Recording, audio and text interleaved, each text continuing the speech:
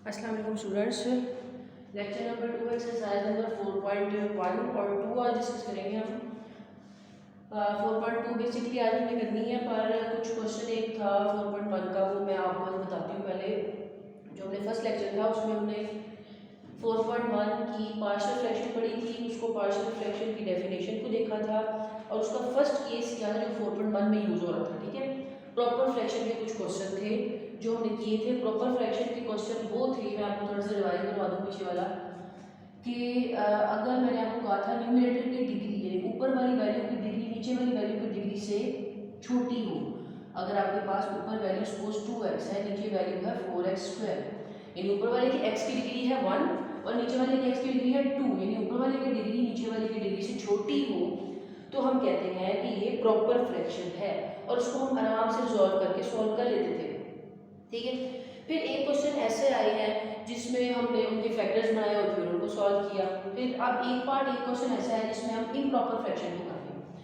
या तो अगर आपके पास दो ऊपर वाले की डिग्री, देखिए हाईएस्ट डिग्री 3 है, नीचे वाले की हाईएस्ट डिग्री 2 है, न्यूमरेटर की डिग्री से ग्रेटर हो तो उसको कहते हैं इम्प्रॉपर फ्रैक्शन। और अगर आपके पास क्वेश्चन इम्प्रॉपर फ्रैक्शन का आ जाए या ऊपर वाले की डिग्री और नीचे वाले की डिग्री इक्वल हो तब भी वो इम्प्रॉपर फ्रैक्शन होता है। ठीक है, 3 केस हो सकते हैं। अगर ऐसा हो जाए तो पहले हम उसको डायरेक्टली रिजॉल्व नहीं कर सकते, पहले हमें उसको डिवाइड करके छोटा करना पड़ता है ऊपर वाले की डिग्री को नीचे वाले की डिग्री से, देन उसको हम रिजॉल्व करते हैं। ठीक है, सबसे पहला काम पर डिग्री देखना होता है। अगर तो ऊपर वाले की डिग्री छोटी है और नीचे वाले की बड़ी है, आप क्वेश्चन स्टार्ट कर दोगे। अगर ऊपर वाले की डिग्री बड़ी और नीचे वाले की छोटी है, आप ऐसे क्वेश्चन ही स्टार्ट करोगे, पहले आप उसको अगर सॉल्व करोगे देन स्टार्ट करोगे। आपको पता है न्यूमरेटर अंदर रखते हैं, डिनोमिनेटर हमेशा बाहर रखा जाता है। ठीक है, अब इसको डिवाइड करते हैं। डिवाइड कैसे करते हैं? 3 को किससे मल्टीप्लाई करूं कि वो 6 के करीब आ जाए, 6x³ बन जाए। हमने यहाँ कहा कि 3 2 6, x² x³ यानी यहाँ को टेबल जैसे हम लिखते थे पहले डिवीजन में, सिंपल डिवीजन में। अब यहाँ फैक्टर ऐसा रखेंगे जिसको मैं इससे मल्टीप्लाई करूँ वो पूरा ये बन जाए। तो मैंने यहाँ 2x जब रखा तो वो देखिए 3 2 6, x² x³ अब अगर इसको कर लिया तो बाकियों को भी करना पड़ेगा। इसको कर लिया 2 2 4, x² माइनस प्लस माइनस, इससे कोई साइन नहीं मतलब प्लस है, और लास्ट वाले को भी करना पड़ेगा -1 2 -2 और x वैसे का वैसे। अब इसके नीचे नहीं लिख सकते थे क्योंकि वो सिंपल वैल्यू और वो x वाली टर्म थी। अब हम माइनस करने लगे, ये बिल्कुल सिंपल जैसे हम करते आ रहे हैं। मतलब साइन चेंज होते हैं, नीचे वाले के ऊपर वाले के साइन नहीं चेंज होते, ये कैंसिल आउट हो गया। ये प्लस पुराना साइन भूल जाते हैं, न्यू साइन को काउंट करते हैं। पहले वाला साइन समझते है ही नहीं है आपके पास, प्लस प्लस प्लस हो गया, बड़े वाले का साइन प्लस था वो लिखते होते हैं, दोनों को प्लस कीजिए, 4 और 5 9x²। ठीक है, आपको पता है x से छोटी वैल्यू होती है x, फिर होता है सिंपल। आप इसको भी पहले नीचे लिख सकते थे पर हमने कहा x टर्म पहले लिख देते हैं। पुराना साइन भूल जाना, न्यू साइन है प्लस, क्योंकि ये भी टर्म है इसमें कुछ प्लस माइनस रीडिंग हुआ ऊपर, और -7 एज इट था, नई वैल्यू आ गई। अब इसकी डिग्री थी 3, इसकी हाईएस्ट डिग्री है 2, इसकी डिग्री है 2। मैंने कहा कि इसकी डिग्री से छोटा करना होता है उसकी अंदर वाले की डिग्री को। एक स्टेप छोटा हुआ, एक बार और करना पड़ेगा ताकि देखिए अभी भी इक्वल है। मैंने आपको कहा यहाँ तो इक्वल हो या उससे बड़ी हो, फिर एक बार और डिवाइड करना पड़ेगा, तब तक डिवाइड करना जब तक वो छोटी ना हो जाए। 2 बार डिवाइड करना पड़ेगा, 3 बार करने की नौबत नहीं है। अब फिर इसके करीब करीब लाना, पूरा लाना, 3 को किससे मल्टीप्लाई करूं, ये प्लस जो साइन यहाँ होता है वो यहाँ डाल दें। 3 को 3x से अगर मैं करूं, बल्कि सिर्फ 3 से करूं अगर, तो वो 9 बन जाएगा, यानी 3 3 9 और x² क्योंकि वहां पर कुछ था ही। ठीक है, अब इसको भी करना पड़ेगा, 3 3 2 6 और x, यानी 2x को हमने मल्टीप्लाई किया 3 के साथ विद साइन नेगेटिव, यानी माइनस प्लस माइनस, बिल्कुल -1 3 -1, साइन चेंज करें, इसके साथ कुछ भी नहीं था मतलब प्लस था, प्लस प्लस, ये कैंसिल आउट हो गया, plus plus plus 8x plus minus minus 4 और ग्रेटर वाली का साइन माइनस। ठीक है, अब इसकी डिग्री देखिए 1 हो गई, इससे छोटी हो गई, इनफ। अब इसको करना है राइट। आपको पता है ये वाली टर्म ऊपर लिखते होते हैं, ये वाली टर्म इधर लिखते हैं और ये वाली टर्म नीचे, ऐसे ट्रायंगल बनती है। इसको ऊपर लेके जाए मतलब यहाँ आ जाए, इसको साइड पे लेके जाए मीन्स यहाँ आ जाए, और इस वाले टर्म को नीचे लिख देते हैं। ये हमने क्वेश्चन किया तब, और दरमियान में हम प्लस डालते होते हैं कि अगर आप इसको दोबारा सॉल्व करो इसका एलसीएम लो तो दोबारा बस ही क्वेश्चन बन जाएगा। यानी ये वो स्टेप था कि अगर आपके पास पूरे चैप्टर में आपके पास इम्प्रॉपर फ्रैक्शन आ जाए तो आपने ये स्टेप ऐड करना है उसमें डिवीजन वाला, ठीक है। देन आपने उसको ऐसे बना के लिख देना है। अब इसको आगे लेके चलना है। अब आपका सिंपल कोई क्वेश्चन बन गया। हमने क्या किया करना है, इस वाले पोर्शन में से, ठीक है, ये इसकी इक्वल है, यहाँ पर ये वाली आनी है, ये आ गया, इसमें से ये वाला पोर्शन हमने सॉल्व किया करना है आगे जैसे पहले करते गए। इसको हमने लास्ट तक ऐसे छोड़ देना है, लास्ट में पुट करना है सिर्फ यहाँ पर आके ना। इसको इक्वेशन 1 का नेम दे देते हैं। आपकी बेसिक इक्वेशन ये है, ठीक है। यहाँ पर आपका क्वेश्चन यहाँ पर राइट होगा। इसको मैंने कहा टेक दिस पार्ट, हमने कहा टेक दिस, ये देखिए यहाँ पर लिया हुआ है, यानी मैंने ये वाला पोर्शन सिर्फ उठा लिया उसको। अब इसको उठा लिया, अब इसको रिजॉल्व करना है, क्योंकि देखिए ऊपर वाले की डिग्री छोटी, नीचे वाले की डिग्री बड़ी। क्वेश्चन सिंपल है, आम रिजॉल्व करेंगे। लेकिन इसमें एक और काम देखा, मैंने आपको कहा था नीचे वाले को तो सेपरेट करते हैं, लेकिन यहाँ पर तो फैक्टर्स बने ही नहीं हुए। आपने देखा होगा कि पहले एक्सेल में फैक्टर्स बने होंगे, तो इसका मतलब पहले फैक्टर बनाने पड़ेंगे, सिंपल करना पड़ेगा, देन रिजॉल्व करना पड़ेगा। हमने फैक्टर बना लिया, आपको फैक्टर बनाने सिखाए हुए हैं कि कैसे ब्रेक करती है। इसको इससे मल्टीप्लाई किया, 3 आया, -3 चाहिए था। मैंने आपको कहा था वो सिंपल सा फैक्टर हो तो इसका मतलब होता है वो खुद ही बनना होता है, -3 देखिए आ गया। उसके साथ प्लस वन एडजस्ट किया कि इन दोनों को प्लस माइनस करें तो ये आ जाए, और इन दोनों को मल्टीप्लाई करें यानी प्लस वन, तो आपके पास ये वाला आंसर है जो 2 करने से आया। ये आपको पहले से भी पता है। आप देखिए कॉमन ले लिया, फैक्टर्स बना लिए, ये काम आ गया। ये वो क्वेश्चन है जो 4.1 में हम करते आ रहे हैं, ठीक है। हमने अब इसको लिख लिया कि ये आपके पास क्वेश्चन के पेयर बन गए, ठीक है। अब इसको स्प्लिट करना है। मैंने आपको कहा था पहले ए लिखते हैं, उसके नीचे पहले वाली टर्म, फिर आप लोग बी लिखते हो, उसके नीचे सेकंड वाली टर्म। ये हमने फैक्टर बना लिए। अब बिल्कुल वैसे आपने शुरू हो जाना, आपने इसको क्या करना है, दोनों साइड पे टेकिंग एलसीएम, जो मैंने आपको क्वेश्चन करवाए हैं दोनों तरफ मल्टीप्लाई कर देना है। एलसीएम से पहले इसको सॉल्व होगी, फिर लीनियर फैक्टर्स आपको पता है पुट करने हैं, ये दोनों जो आपके पास अलग अलग बने हैं, कैसे करना है फिर पुट। ये मैं आपको एक बार रिवाइज करवा रही हूँ कि आप लोग खुद यहाँ से सारा नेक्स्ट करोगे। इन दोनों को 0 इक्वल कर रखना है, क्योंकि ये लीनियर फैक्टर है। जब ए और बी और सी और डी जितनी भी वैल्यू उनके नीचे लीनियर फैक्टर आ रहे होंगे, यानी इनको हम पुट कर सकते हो, हम उनमें से x की वैल्यू निकाला करेंगे, ये देखें। और ये जो बनी होगी एलसीएम लेने के बाद आपको पता होगा उसमें पुट कर दिया करेंगे। आप लोगों ने अगर 4.1 की है अभी तो आपको ये बेसिक मेरी बातें समझ आ रही होंगी। फिर मैंने सारा सॉल्व किया, सॉल्व करने के बाद ए और बी के ये आंसर आ गए, ठीक है। जब ये आंसर आ गए तो अब मैंने आपको पता था कि आपके पास जो आंसर आ जाते होते हैं लास्ट में अपने पास इक्वेशन में पुट करना होता है। हमने put all the values in equation A आपके पास इक्वेशन थी, जस्ट मैं इसको कह देती हूँ ये इक्वेशन ए थी, ठीक है। देखिए यहाँ पर मैंने क्या किया, ए की जगह क्या रख दिया 5, बी की जगह क्या रख दिया 1। अगर मैं यहाँ 5 रख दूँ और यहाँ क्या रख दूँ 1, यहाँ तक सॉल्व हो गया। अब ये समझिए हमारा क्वेश्चन सॉल्व हो गया। पर आप देखो कि हमने शुरू में ये इक्वेशन बनाई थी, हमने इसमें से ये वाला पार्ट लिया था और उसको सारा लेके चले थे। अब हमने जो आपने ये वाली वैल्यू ये वाला पार्ट लिया था, ये वाला पार्ट इसके इक्वल आ गया। ये सारा आपने उठाना है और इसकी जगह पर उसकी वैल्यू पुट कर देनी है। मतलब ये वैसे ही प्लस दिस वन किसके इक्वल है यहाँ पर, इस पूरे के इक्वल। तो आप अगर लास्ट में देखो, मैंने लास्ट में लिखा है कि ये क्वेश्चन लेके चले थे, हमने जब उसको रिजॉल्व किया तो ये बना, ठीक है। ये बना था आपके पास, ये वाली कैसे थी और ये वो 8x वाला, यानी ये वाला पोर्शन कौन सा है आपके पास, ये वाला। इसमें हमने क्या किया, उनकी वैल्यूज को पुट कर दिया। मतलब इसमें एक स्टेप एक्स्ट्रा ये हुआ कि आपने जो यहाँ पर ये वाला पोर्शन आ रहा है वो एक्स्ट्रा है। हमने सिर्फ सॉल्व तो पहले इसको किया था, अब इसको साथ लेकर चलना है, सिर्फ कुछ नहीं करना, लास्ट में जाकर पुट करना है। तो ये आपके पास टाइप 1 का क्वेश्चन था, जस्ट इसमें ये डिफरेंस था कि वो जो था इम्प्रॉपर फ्रैक्शन आपको, ठीक है। अब हम करते हैं अपनी 4.2 को स्टार्ट। इसके क्वेश्चन जो आप लोगों ने सारे होमवर्क पे कर लेने और 4.2 स्टार्ट।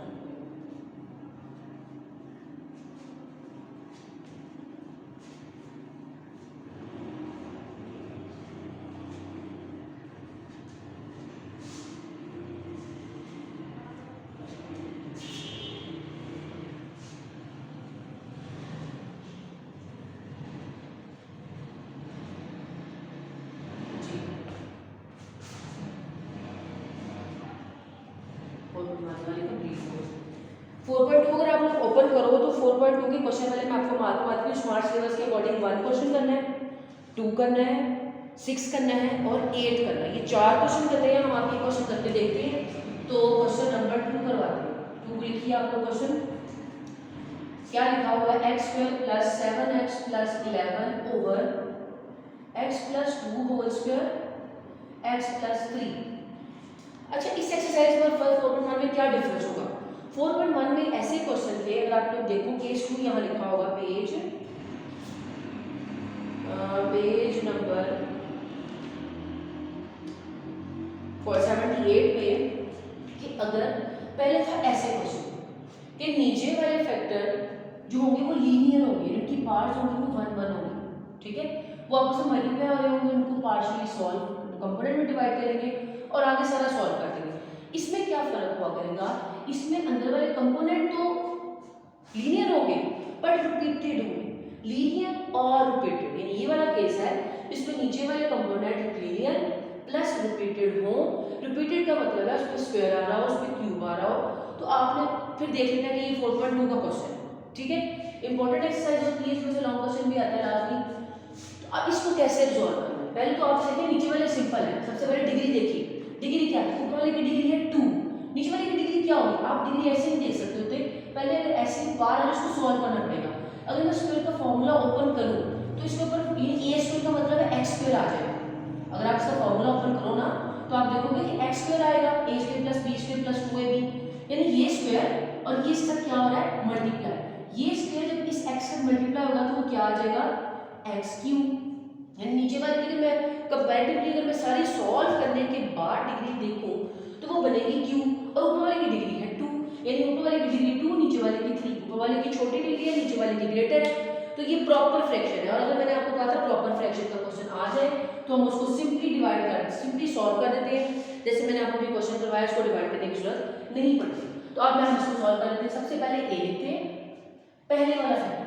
अब ये पहला फैक्टर सिंपल नहीं, इसमें स्क्वायर है, तो आपने क्या करना है, पहले उसकी एक पावर लिखनी है, देन बी फैक्टर, फिर उसकी जो पावर कहां तक जा रही है 2 तक, यानी स्टेप बाय स्टेप। सपोज यहां पर अगर लिखी होती 3 पावर तो फिर मैं क्या करती c ओवर x प्लस 2 का क्यूब, यानी ऐसे, यानी जब तक उसकी पावर कंप्लीट नहीं हो जाती हमने वहां तक जाते जाना है और उस पावर को कंप्लीट कर देना। हमारे पास स्क्वायर तक थी तो हमने स्क्वायर तक लिखा, ये वाला सिंपल ही है, ठीक है, फर्स्ट वाला इसको ऐसे लिख लोगे आप लोग, यानी x प्लस 3।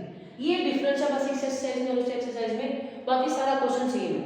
तो ये बेसिक कर लिया। अब हमने क्या किया था, हमने कहा था मल्टीप्लाई विद एलसीएम, वही काम करेंगे, आप लिखोगे मल्टीप्लाई विद एलसीएम। एलसीएम मैंने आपको कहा था क्या होता है, ये वाली साइड पूरी एलसीएम होती है, ठीक है, इसको अलग अलग नहीं देखना एलसीएम में। एलसीएम मैंने आपको कहा था ये साइड देखनी है, और एलसीएम क्या आपके पास x प्लस 2 का स्क्वायर और x प्लस 3।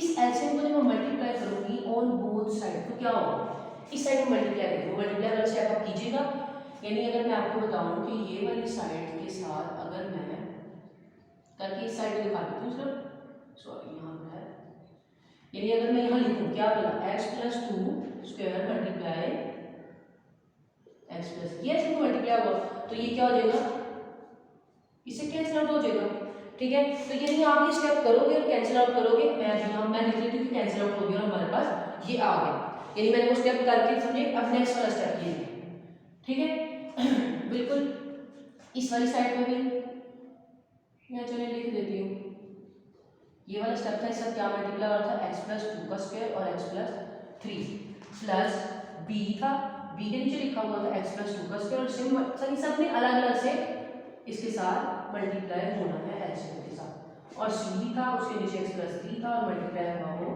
अपने एलसीएम के साथ। अब देखिए जब मल्टीप्लाई होगा क्या बचा इनके पास, देखिए x स्क्वायर बचा, 7x प्लस 11 रह गया था, ये वाली वैल्यू एक से पावर से काट के पीछे क्या रह गया x plus 2 x plus 3, b के पास क्या रह गया, ये 2 की 2 इससे कैंसिल आउट हो गई, इसके पास रह गया x प्लस 3, ये 3 वाली 3 से कैंसिल आउट होगी, और c के पास क्या रह गया x प्लस 2 का स्क्वायर, यानी ऐसे कौन सी इक्वेशन बन रही है। अब इसको और सिंपल भी कर सकते हैं, कैसे, ये स्क्वायर ओपन हो सकता है तो मैं इसका स्क्वायर ओपन कर लेती हूँ ताकि हमारे पास है ना सिंपल फॉर्म, और इन दोनों को मल्टीप्लाई कर लेते हैं। ये कैसे मल्टीप्लाई होंगे, x है और plus 3x plus 2x plus 3, आपको आना चाहिए सारा, ठीक है, ये हमने किए हुए हैं बेसिक्स में मल्टीप्लाई वगैरह, और इसका form a square plus b square plus 2ab means 4x आ जाएगा। फॉर्मूला ओपन किया, ठीक है। अच्छा ये दोनों होते 3 और 2 5, तो इनको यहाँ पर एग्जैक्ट लिख लेती हूँ कि 5 ही आना था सॉल्व करके। नेक्स्ट स्टेप में क्या लिखना है, ये मेरे पास सारा एलसीएम लेके और सॉल्व करने के बाद दोनों तरफ से मल्टीप्लाई करने के बाद ये आ गया। अब इसके बाद हमने क्या किया था लास्ट टाइम कि मैंने कहा था जो लीनियर फैक्टर होते हैं उनको पुट करना स्टार्ट कर देते हैं। देखिए ये लीनियर है और ये लीनियर है, इस पे पार आ गई, ये पुट नहीं हो सकता। ठीक है, हम क्या करेंगे, इन दोनों को पुट करेंगे। मैं यहाँ लिखती हूँ put x plus 2 is equal to 0 and x plus 3 is equal to 0 in equation number 1। यानी मैं एक एक करके दोनों को पुट करूंगी 1 में। पहले हमने क्या किया, इसको ले लिया इज इक्वल टू 0 रखा, -2 आ गया, इसको कहाँ पुट करना है, ये वाली इक्वेशन। ठीक है, यानी ये इसको 2 कह लेते हैं, यहाँ पुट करना है 2 में पुट करेंगे, जिसको एलसीएम लेने के बाद आप सोल्व करेंगे। तो देखिए जहाँ जहाँ पर x है वहाँ पर 2 का पुट कर दो, -2 प्लस 7, यहाँ x था इसकी जगह क्या रख दिया -2, यहाँ पर 11 वैसे ही आ गया। अच्छा यहाँ पर लिखना पड़ेगा -2 का स्क्वायर आ जाएगा plus 5 into -2 plus 6 plus b into -2 plus 3 plus c into -2 का स्क्वायर प्लस 4 इंटू 1। यानी जहाँ जहाँ x था वहाँ वहाँ मैंने 2 -2 पुट कर दिया 10। अब अगर आप देखो इसको सॉल्व करना है, 2 2 4 4, 7 2 4 14 और प्लस माइनस माइनस यानी -14 आ गया आपके पास, प्लस 11 इज इक्वल्स टू। अब आप क्या करोगे, इस साइड पर मैं देखूँ 2 2 4 आता है यहाँ पर, और ये आएगा और ये है 6 और यहाँ पर 5 2 10, ये 4 और ये 6 10 हो जाएगा और 10 और -10 क्या हो जाएगा 0। मीन्स ये सारी वैल्यू क्या हो जाएगी 0। आप सॉल्व करके देख सकते हो, मैं डायरेक्ट देख रही हूँ। इसी तरह ये क्या आ गया माइनस प्लस -1 यानी 1b आ गया, इसको सॉल्व किया। इसको भी जब मैं अगर सॉल्व करूँ तो ये क्या आ जाएगा 2 2 4, ये आ जाएगा -8 और ये आएगा +4, 4 और 4 8, 8 -8 0। इसका क्या आएगा मतलब कि ये भी 0 हो जाएगा। लास्ट में क्या बचा, लेकिन बाकी सारे 0 हो जाया करेंगी, एक ही वैल्यू आया करेगी। इस साइड को सॉल्व करते हैं -10 प्लस 11 और अगर आप इसको सॉल्व करो क्या आता है 1 is equals to 1b is equals to b, यानी b 1b, यानी b का आंसर आ गया 1। हमने एक दफा वैल्यू पुट की और सारा सॉल्व किया, यानी क्या पुट कर रहे थे हम, ये किसका आंसर आ गया, b का आंसर आ गया।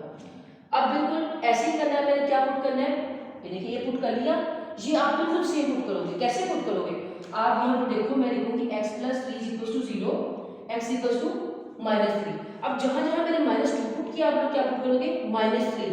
जितने लीनियर फैक्टर होते हैं वो एक एक करके पुट करने होते हैं।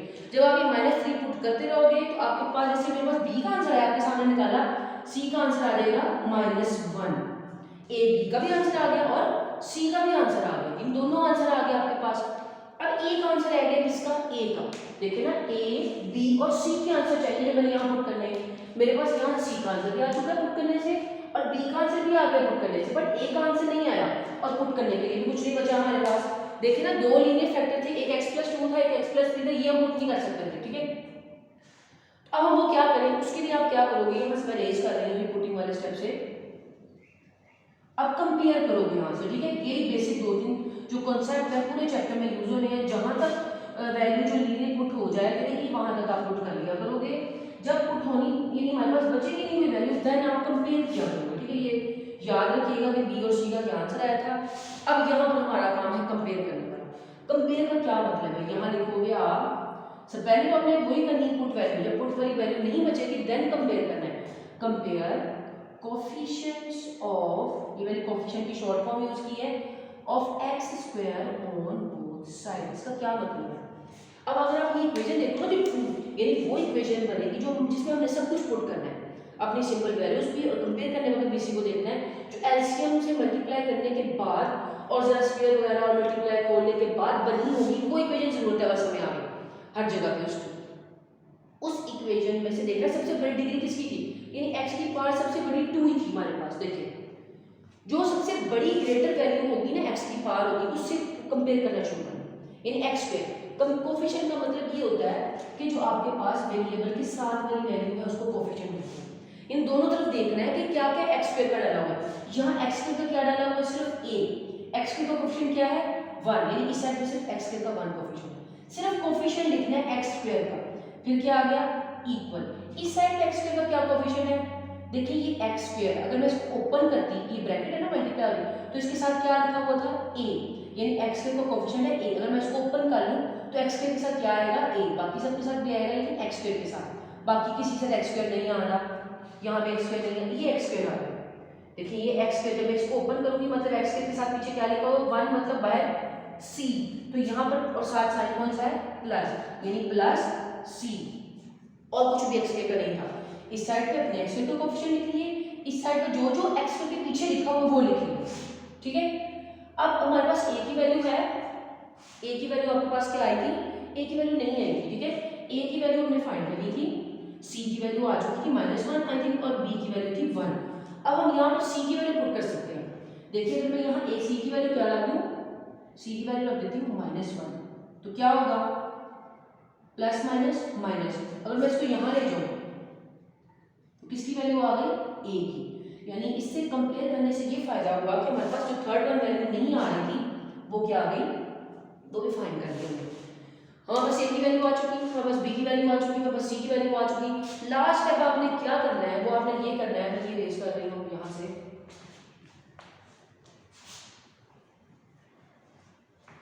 वो ये करना है आपने जैसे हम पुट नहीं करते, आपने करना है put values of a b and c in equation 1, सारा कुछ पुट कर दिया।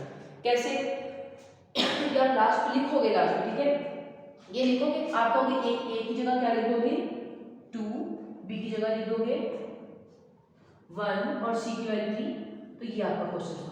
मैं तो क्वेश्चन में पुट कर दिया ना, यानी ऊपर ही रेस कर दिया, आप लोगों ने नीचे सेपरेटली लिखना है यहाँ पर, देन वो आपका क्वेश्चन कंप्लीट होगा, ठीक है। ये लाजमी लिखनी लाइन। तो ये हमारा क्वेश्चन था उस केस के लिए जब आपके पास क्वेश्चन में डिग्री देखने के बाद, डिग्री देखना प्रेफर करता है, उसके बाद आपने देखना है कि नीचे लीनियर फैक्टर हो, यानी x की पावर 1 वाले फैक्टर थे और रिपीटेड भी थे, देन हमने ये वाला प्रोसीजर अपनाया। एक बार आप लोग पहचान कर लोगे क्वेश्चन की 4.1 की, बाकी 4.2 भी इजी लगेगी।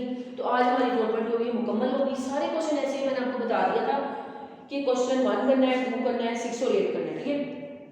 1 भी बिल्कुल ऐसा ही है, जो है 6 भी सेम ऐसा ही है, 2 भी ऐसा ही है। 8 में एक स्टेप थोड़ा चेंज है, वो मैं आपको करवा देती हूँ। वो स्टेप चेंज ऐसे है, चेंज का मतलब उसकी स्टार्टिंग थोड़ी सी देखने वाली है, वो देख लेते हैं, ठीक है। बाकी तो ऐसे ही क्वेश्चन है, फिर हमारा आज का लेक्चर है वो एंड हो जाएगा।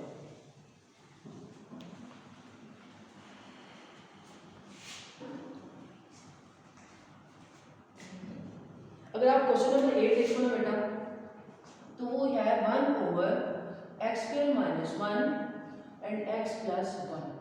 अब देखिए एक पहली जो मैंने ऐसे करवाने वक्त आपको कहा था डिग्री सबसे पहले देखते हैं। ऊपर वाले की डिग्री क्या है, कुछ भी नहीं, इसका तो कोई x लिखा ही नहीं है, तो x की तो डिग्री नहीं है। जब कुछ भी ना लिखा हो तो आपको एक रूल पढ़ाया हुआ कि जिसकी डिग्री 0 हो, मतलब अगर कोई नीचे वैल्यू लिखी उसकी डिग्री 0 का मतलब होता है 1। मैं 1 की जगह क्या लिख सकती हूँ, x रेज़ टू पावर 0, उसका मतलब क्या होगा 1।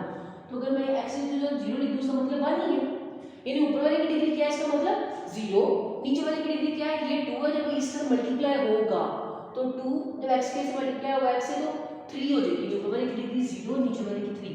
प्रॉपर फ्रैक्शन है, प्रॉपर फ्रैक्शन है, गुड हो गया, हमें डिवाइड नहीं करना पड़ेगा, ठीक है, इसलिए डिग्री सबसे पहले देखते हैं। नेक्स्ट स्टेप क्या था, नीचे वाले फैक्टर देख रहे हैं। हमने कहा था कुछ क्वेश्चन में ऐसा होता है कि नीचे जो है ना वो पेयर बन रहे होते हैं, तो जिस क्वेश्चन में पेयर बन रहे हो पहला काम डिग्री देखने के बाद पेयर बनाना होता है, देन हमें खुद ब खुद पता चल जाता है कि वो किस एक्सरसाइज का क्वेश्चन है। तो इसमें पेयर बन रही डिग्री x² - 1, किसका फॉर्मूला ओपन हो रहा है, a - b a + b, यानी a² - b² का फॉर्मूला बन रहा है, यानी 1 पे अगर आप स्क्वायर डाल दो ना तो ये, अगर आप अब इसको रेस करने इसको लिखने की जरूरत नहीं, मैंने आपके अंडरस्टैंडिंग के लिए लिखा था, ठीक है। यानी मैं इसको ऐसे भी लिख सकती हूँ a - b और a + b, यानी एक बार इसको माइनस में एक बार प्लस में, और ये तो वैसे का वैसे ही आते हैं। अगर आप अब ये देखो, ये जो फैक्टर बार बार लिखे जा रहे हैं तो उनको एक साथ बना लेते हैं, देखिए दोनों ही पुराने वाला जो पहले से, और ये जो इसको ब्रेक करके बना, इन दोनों को अगर मैं एक जैसा बना लूँ, एक जैसा मतलब कंबाइन कर लूँ, तो क्या होगा, x - 1 वैसे ही आ गया, ये 2 बार है तो मैं इसको ऐसे लिख सकती हूँ इसका स्क्वायर, ठीक है। बिल्कुल देखा 4.2 बन गई। अब इसको कैसे ओपन करूंगी, ए के नीचे लिखा पहला फैक्टर प्लस बी के नीचे लिखा, रिपीटेड आ गया, रिपीटेड और लिमिट आ गया, एक पावर उसकी, देन सी के नीचे उसी की पावर 2 तक लेके गए, ठीक है, वो 2 लिखा है आपके पास, ये देखिए। तो वो देखिए बिल्कुल मैं आपको फुल क्वेश्चन भी सॉल्व करवा के आई हूँ, वो हमने किया सारा देखिए इस तरह। अब क्या करोगे, एज इफ मल्टीप्लाई करोगे, एज इफ मल्टीप्लाई करने के बाद इक्वेशन बनेगी, उसको आप आगे सॉल्व करोगे और सॉल्व करने के बाद जो है वो आगे आंसर एबीसी के आंसर निकाल के क्वेश्चन पुट कर दोगे। सारे क्वेश्चन ऐसे ही हैं, चारों क्वेश्चन आपने नोटबुक्स में कर लेने हैं, काइंडली साथ साथ वो चैप्टर करते जाएं, बहुत इंपॉर्टेंट है लॉन्ग क्वेश्चन के लिए भी, और डेफिनेशन पार्शियल फ्रैक्शन की भी करनी है, वो भी आ सकती है। तो इंशाल्लाह कल जो है वो अपनी 4.3 करेंगे और परसों इस वीक में हमारा ये चैप्टर वाइंड अप हो जाएगा। नेक्स्ट इंशाल्लाह फिर अपना चैप्टर 2 रिवाइज करना है, चैप्टर 3 भी रिवाइज करना है, चैप्टर 5 भी करना है। तो ये आपने साथ साथ अपना रोज़ का लेक्चर नोट कर लिया करना है नोटबुक्स पे, ठीक है। ओके स्टूडेंट्स, अल्लाह हाफिज़।